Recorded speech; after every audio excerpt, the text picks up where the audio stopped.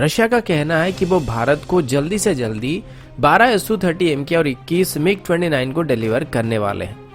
Indian army के पास अभी 10 दिन की इंटेंस जंग लड़ने के लिए 45 जरूरी इक्विपमेंट मौजूद नहीं है, जिनमें 20 से ज्यादा एमुनिशन से जुड़ा हुआ है। और दूसरे तरफ ऑर्डिनेंस फैक्ट्री बोर्ड की तरफ से भी अनिश्चित काल तक स्ट्राइक करने का फैसला किया गया है। जिस तरीके से चाइना अभी भारत को घेरने की कोशिश कर रहा है, ठीक उसी तरीके से अब यूनाइटेड स्टेट और जापान भी चाइना को घेर रहे हैं। और लद्दाख में चाइना के साथ जो फेसअप चल रहा है, ये सिर्फ एक दिखावा है। चाइना की असली नजर शायद अंडमान पर है। नमस्कार दोस्तों, मेरा नाम है अंशुमन नायक और आप सभी का बहुत बहुत स्वागत है इंडियन डिफेंस न्यूज की डिफेंस टॉक सीरीज में। तो चलिए देर ना करते हुए आज की वीडियो शुरू करते हैं। आज की पहली अपडेट इंडियन एयरफोर्स की तरफ से है।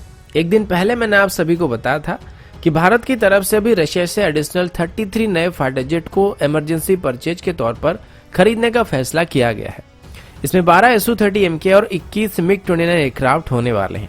हालांकि इस डील को लेके काफी पहले से ही बातचीत किया जा रहा था, लेकिन अभी चाइना के साथ बिगड़ रही सिचुएशन को देखते हुए इसे गवर्नमेंट टू गवर्नमेंट डील के तौर पर फाइनल किया गया है। मैंने उस दिन भी कहा था कि हालांकि अभी इस डील को अगले हफ्ते तक ही फाइनल कर दिया जाएगा, लेकिन ये जेट हमें कब तक डिलीवर किए जाएंगे ये अभी मायने रखता है।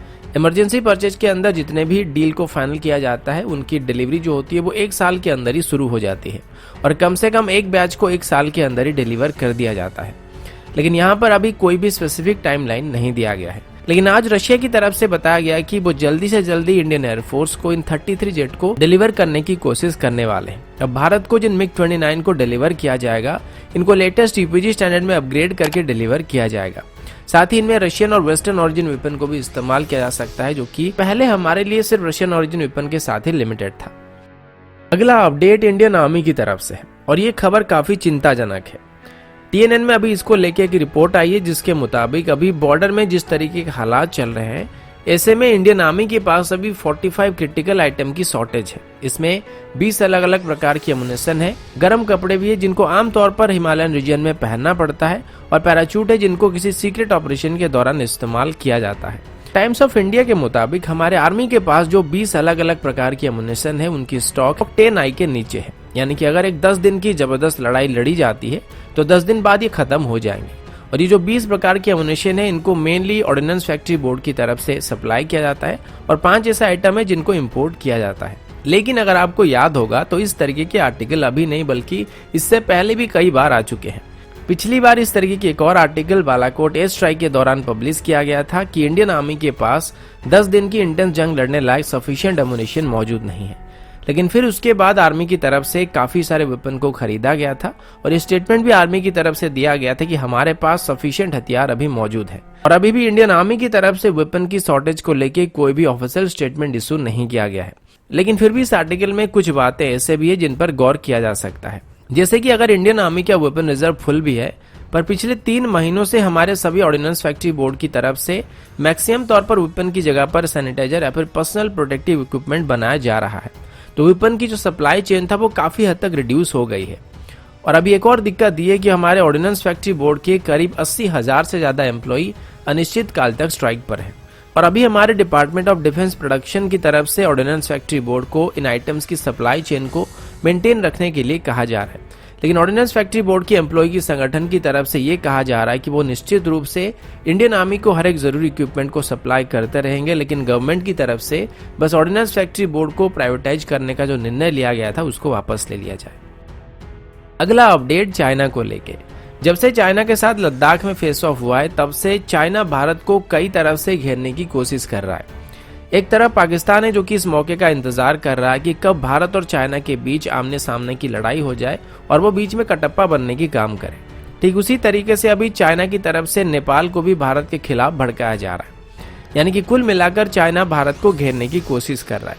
लेकिन चाइना अभी बॉर्डर में जो हरकतें कर रहा है, ये दुनिया की नजर से छुपा नहीं हुआ है। स्पेशली यूनाइटेड स्टेट की तरफ से चाइना के ऊपर हमेशा नजर रखा जा रहा है और अभी ट्रंप एडमिनिस्ट्रेशन की तरफ से चाइना के ऊपर कई सारे आरोप लगाए गए हैं। जैसे कि वायरस फैलाने को लेकर सबसे बड़ा आरोप लगाया गया था कि जानबूझकर इसको चाइना की तरफ से फैलाया गया था, जिससे यूनाइटेड स्टेट के अलावा और भी कई सारे देशों को नुकसान हुआ है।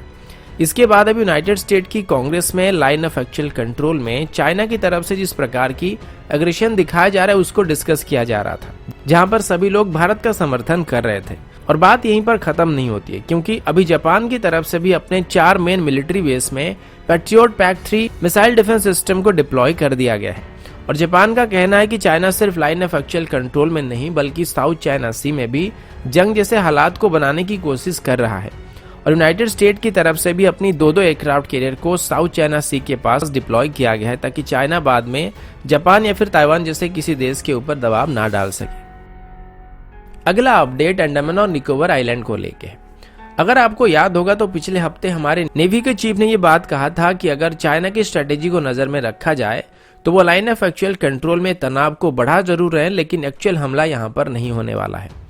चाइना सिर्फ यहाँ पर इंडिया की अटेंशन को खींचना चाहता है, ताकि हमारी पूरी की पूरी जो फोकस है वो लाइन ऑफ एक्चुअल कंट्रोल पे बना रहे, जबकि चाइना अपनी असली हमला इंडियन ओशन रीजन में करने वाला है। क्योंकि अगर भारत के साथ China line of actual control में आमने सामने की जंग को लड़ता है तो इसमें चाइना को भारत से ज्यादा नुकसान उठाना पड़ेगा, क्योंकि यहाँ पर उसकी सैन्य ताकत ज्यादा मायने नहीं रखने वाली है और उनकी आर्मी के पास भारतीय आर्मी के जितना अनुभव भी नहीं है। एग्जाम्पल के तौर पर देखा जाए तो जब से लाइन ऑफ एक्चुअल कंट्रोल में चाइना के साथ तनाव बढ़ रहा है, तब से LOC में भी इंडियन आर्मी की तरफ से रोज लाइव ड्रिल को कंडक्ट किया जा रहा है और ये सिलसिला पिछले 70 सालों से चलता आ रहा है।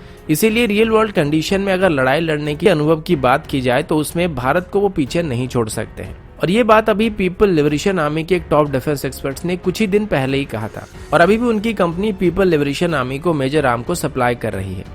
लेकिन वहीं पर अगर चाइना अपनी नेवी के साथ भारत के ऊपर हमला करता है तो उसके पास भारत के मुकाबले काफी बड़ी नेवी है और अगर वो अपनी नेवी को इंडियन ओशन में लाने में कामयाब हो जाता है तो वो सबसे पहले अंडमान को कैप्चर करने की कोशिश कर सकता है। और ये भारत के लिए सबसे वल्नरेबल पोजीशन होगा, क्योंकि ये हमारे मेनलैंड से 700 नॉटिकल मील दूर है, जहां पर इमीडिएटली कोई भी रीइंफोर्समेंट नहीं किया जा सकता है।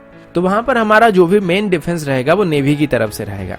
इसीलिए नेवी का कहना है कि हमारे अंडमान की जो ट्राई सर्विस कमांड है वहां पर हमें बड़े से बड़े शिप को डिप्लॉय करना चाहिए, जिसमें फ्रिगेट, डिस्ट्रॉय या फिर कम से कम 3 से 4 P-8 एयरक्राफ्ट को वहां पर डिप्लॉय करना चाहिए, ताकि लगातार उस रीजन में पेट्रोलिंग किया जा सके और अगर कोई चाइनीज सबमरीन छुप छुपा के वहां पर आता है तो उसका पहले से ही पता लगाया जा सके। और अंडमान हमारे लिए एक बहुत ही मजबूत बेस के तौर पर भी काम करने वाला है और ये वो एयरक्राफ्ट कैरियर है जिसको चाइना कभी भी डुबा नहीं सकता है और ये बात भी चाइना अच्छी तरीके से जानता है और इसीलिए वो लगातार साउथ चाइना सी में आर्टिफिशियल आइलैंड को बनाता जा रहा है।